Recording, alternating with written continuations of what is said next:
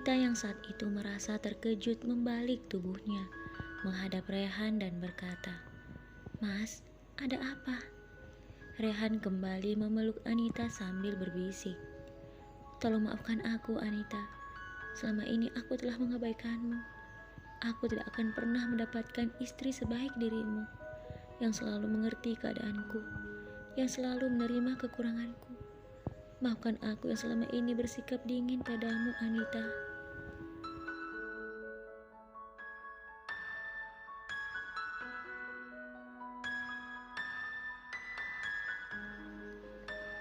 Anita tersenyum sambil melepaskan pelukannya. "Mas ini bicara apa? Kenapa tiba-tiba Mas minta maaf padaku? Memangnya apa yang telah Mas lakukan?" Rehan tertunduk lalu kembali menatap Anita. "Aku tahu, Anita, meski kamu mengatakan hal itu, tapi sebenarnya kamu tahu siapa yang ada di dalam hatiku. Dan meskipun kamu tahu hal itu, kamu tetap setia berada di sampingku. Bahkan kamu tidak pernah merasa benci padaku."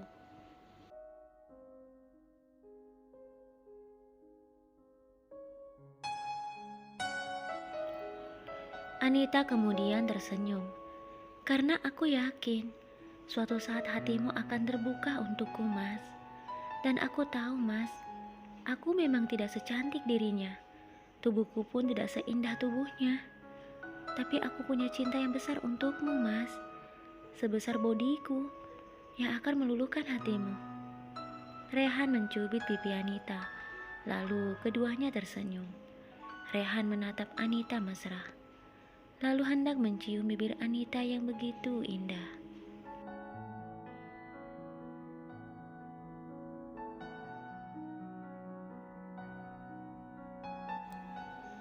Namun hal itu lagi-lagi gagal dia lakukan. Ibunya yang berlari dan berteriak memanggil namanya mengejutkan mereka. "Rehan, Rehan, kamu di mana?" Rehan melepaskan pelukannya pada Anita, lalu berkata, "Aku di dapur, Mak." Ibunya kemudian masuk ke dapur. "Rehan, tolong cari sesuatu yang bisa menutupi langit-langit yang bocor itu di kamar emak. Sebentar lagi kamar emak akan banjir karena banyak air yang masuk dari atas."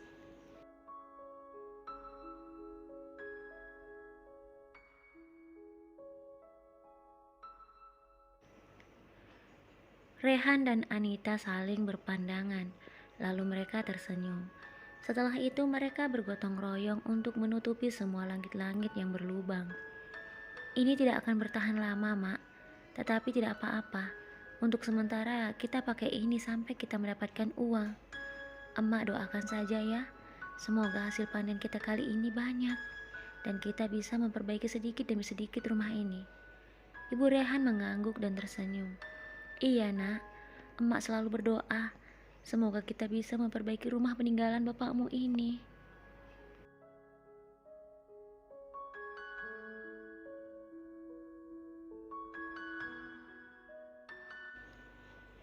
Saat mereka berada di kamar, Anita berkata kepada Rehan yang sedang duduk termenung di pinggir tempat tidurnya, "Aku punya sedikit tabungan, Mas. Jika Mas mau, kita bisa memakai uang itu dulu untuk memperbaiki atap-atap rumah ini yang bocor." Rehan menggelengkan kepalanya sambil menatap Anita. "Tidak, Anita. Uang itu adalah uang jerih payahmu. Aku tidak akan memakai uangmu itu untuk keperluan rumah ini. Berdoalah agar hasil panen kali ini banyak, jadi kita bisa memperbaiki rumah ini. Seperti yang dikatakan emak tadi, rumah ini adalah peninggalan bapak. Kita harus memperbaikinya dan menjaganya."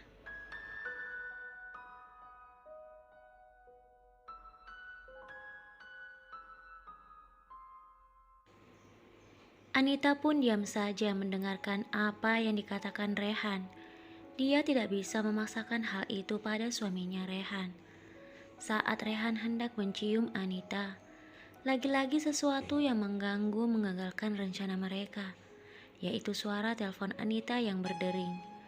Anita kemudian mengangkat telepon itu, dan ternyata salah satu warga di desa mereka akan melahirkan. Anita melirik Rehan yang nampak lesu, lalu tersenyum.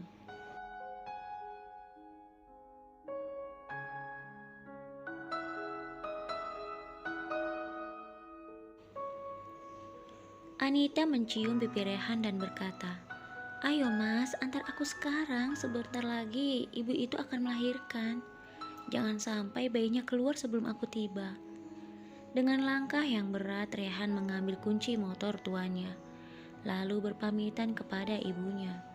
Setelah itu mereka berangkat di tengah kegelapan malam. Saat Anita membantu proses kelahiran bayi ibu itu, Rehan dengan sabar menunggunya, sambil sesekali memperhatikan Anita yang begitu sabar dan telaten.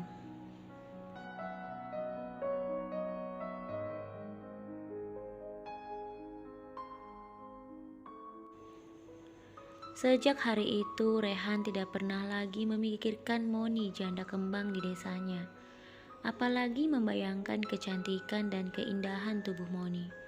Karena yang dia lihat adalah cinta yang begitu tulus yang diberikan Anita untuknya dan juga keluarganya.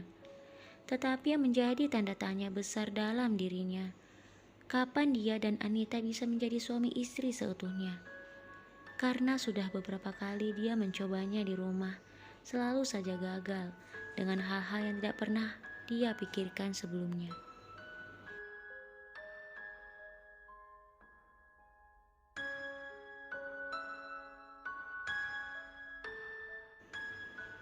Dalam perjalanan pulang ke rumah, Rehan terus meraih tangan Anita dan menyuruh Anita untuk memeluknya erat.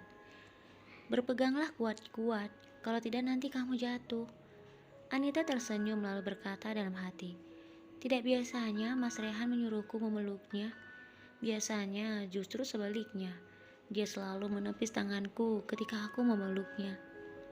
Anita kemudian berkata pada Rehan, "Jika aku memeluk Mas, apakah Mas Rehan tidak merasa sesak?" Rehan kemudian berkata, "Aku sudah terbiasa dipeluk olehmu, jadi aku sudah tidak merasa sesak lagi."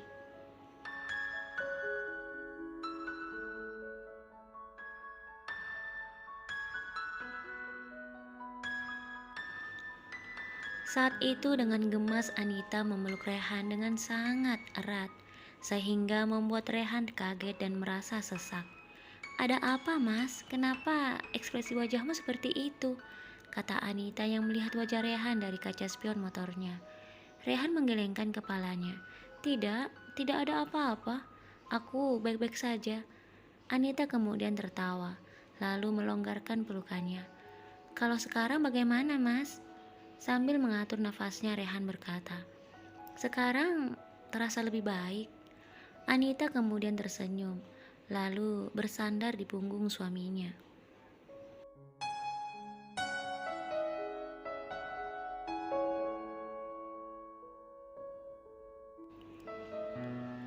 Saat sampai di rumah, Rehan dan Anita langsung masuk ke kamar dan berbaring. Karena malam yang sudah sangat larut, Rehan dan Anita kemudian langsung tertidur. Ketika pagi hari menjelang, Rehan memeluk Anita sambil berkata, "Kapan kita akan bermalam di rumah ayahmu?" Pertanyaan Rehan membuat Anita sedikit bingung. Tidak biasanya Rehan mau bermalam di rumah orang tuanya. "Memangnya kenapa, Mas?" tanya Anita. Rehan menjawab, "Tidak apa-apa, aku hanya bertanya. Kita kan sudah sangat lama tidak ke rumah orang tuamu. Apakah kamu tidak merasa merindukan mereka?"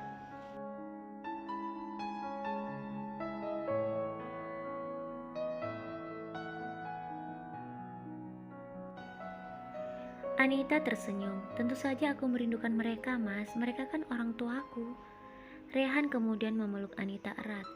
"Kalau begitu, ayolah kita ke rumah orang tuamu dan tidur di sana beberapa malam saja." Anita tersenyum heran. "Mas yakin?" Rehan mengangguk. "Iya, aku yakin. Tapi jangan lupa, emak juga diajak ya." Anita tersenyum bahagia. "Tentu saja, Mas. Kemanapun kita pergi, emak harus ikut bersama dengan kita."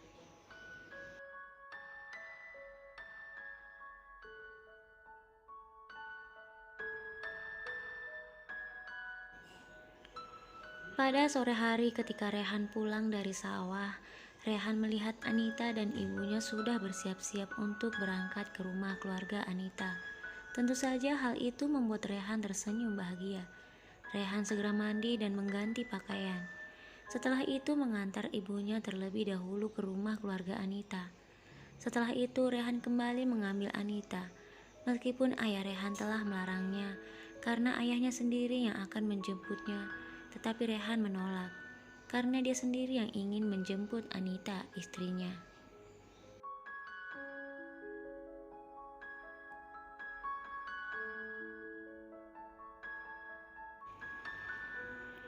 Saat dalam perjalanan, Rehan dan Anita bertemu dengan Moni. Kali ini motor Rehan tak lagi melaju dengan pelan, tetapi justru sebaliknya, motor Rehan melaju dengan sangat cepat. Moni terlihat heran melihat sikap Rehan yang berubah padanya, sementara Anita merasa sangat bahagia dan bersyukur. Akhirnya Rehan betul-betul bisa mencintainya dan melupakan janda kembang di desa itu. Anita memeluk suaminya sambil berkata, "Mas, tolong katakan dengan jujur, apakah kamu mencintaiku?"